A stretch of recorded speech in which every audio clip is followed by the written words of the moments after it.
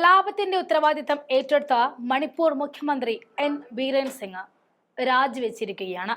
നൂറുകണക്കിന് ആളുകൾ കൊല്ലപ്പെടുകയും പതിനായിരക്കണക്കിന് പേർ സ്വന്തം ജീവനും കയ്യിൽ പിടിച്ച് പലായനം ചെയ്തതിനും സാക്ഷ്യം വഹിച്ച മണിപ്പൂർ കലാപം നടന്ന് 1.5 വർഷം കഴിഞ്ഞപ്പോഴാണ് മുഖ്യമന്ത്രി രാജിവെച്ചത്.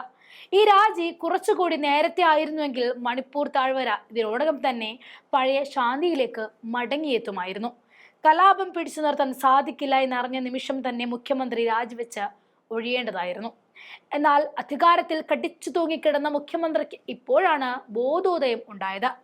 ഈ രാജ്യത്തെ തന്നെ ഏറ്റവും കഴിവുകെട്ട മുഖ്യമന്ത്രി എന്ന നേട്ടമാണ് മണിപ്പൂർ മുഖ്യമന്ത്രി ബിരേൻ സിംഗിന് രാജ്യം ചാർത്തി നൽകിയത്.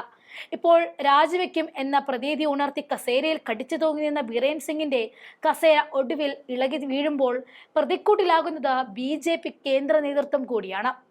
എന്തായാലും മണിപ്പൂർ മുഖ്യമന്ത്രിയുടെ രാജിക്ക് പിന്നാലെ സംസ്ഥാനത്ത് രാഷ്ട്രപതി ഭരണം ഏർപ്പെടുത്താൻ നീക്കമെന്ന റിപ്പോർട്ടുകളാണ് പുറത്തു വരുന്നത്. ബിരേൻ സിംഗ് രാജിവെച്ച മണിപ്പൂരിൽ ഇതിനോടകം തന്നെ നിയമസഭ മരവിപ്പിച്ചിട്ടുണ്ട്. ഡൽഹിയിലെത്തി കേന്ദ്ര ആഭ്യന്തരമന്ത്രി അമിത്ഷായുമായി നടത്തിയ കൂടിക്കാഴ്ചയ്ക്ക് പിന്നാലെ ആയിരുന്നു ബിരേൻ സിംഗ് രാജി പ്രഖ്യാപിച്ചത്. വൈകുന്നേരം ചില മന്ത്രിമാർക്കൊപ്പം ഗവർണർ അജയ് ഭല്ലയെ നേരിട്ട് കണ്ടുകൊണ്ടാണ് രാജി സമർപ്പിച്ചത്. ഇന്ന് സംസ്ഥാന നിയമസഭയിൽ ബജറ്റ് സമ്മേളനം ആരംഭിക്കാനിരിക്കവെയാണ് സിംഗിന്റെ നീക്കം നടന്നതും. തിങ്കളാഴ്ച സഭാ സമ്മേളനം ആരംഭിക്കുന്ന ദിവസം മുഖ്യമന്ത്രിക്കെതിരെ അവിശ്വാസ പ്രമേയത്തിനുള്ള നീക്കത്തിലായിരുന്നു കോൺഗ്രസ്. ഇന്ന് മണിപ്പൂർ ഗവർണർ നേരിട്ട് ഡൽഹിയിലേക്ക് പോകുന്നുണ്ട്. സംസ്ഥാനത്തെ രാഷ്ട്രീയ സാഹചര്യം ഗവർണർ രാഷ്ട്രപതിയെ അറിയിക്കും. ഇതിനുശേഷമായിരിക്കും രാഷ്ട്രപതി ഭരണം ഏർപ്പെടുത്തുന്ന കാര്യങ്ങളിലേക്ക് കടക്കുക. രാഷ്ട്രപതി ഭരണം ഏർപ്പെടുത്തിയാൽ 6 മാസമായിരിക്കും അതിന് കാലാവധി. അടുത്ത നടപടി സംസ്ഥാനത്ത് തിരഞ്ഞെടുപ്പ് പ്രഖ്യാപിക്കുകയാണ്.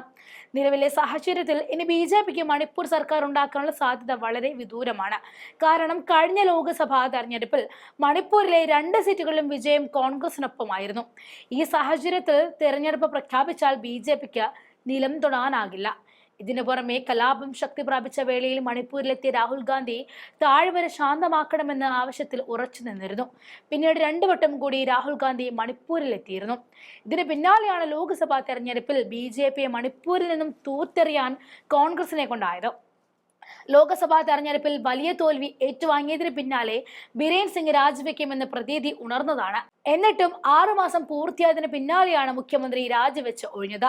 കഴിഞ്ഞ വർഷം മെയ് മാസത്തിൽ പൊട്ടിപ്പുറപ്പെട്ട വംശീയ കലാപത്തിൽ മെയ്തികളെ അനുകൂലിച്ചുവെന്നും കുക്കി വിഭാഗത്തെ ഉപദ്രവിച്ചു എന്നുമുള്ള ആരോപണം പ്രതിപക്ഷ പാർട്ടികൾ ഉയർത്തിയെങ്കിലും അത്തരത്തിൽ സംഭവിച്ചിട്ടില്ല എന്ന വാദത്തിൽ ഉറച്ചു നിൽക്കുകയാണ് മണിപ്പൂർ മുഖ്യമന്ത്രി ചെയ്തത്.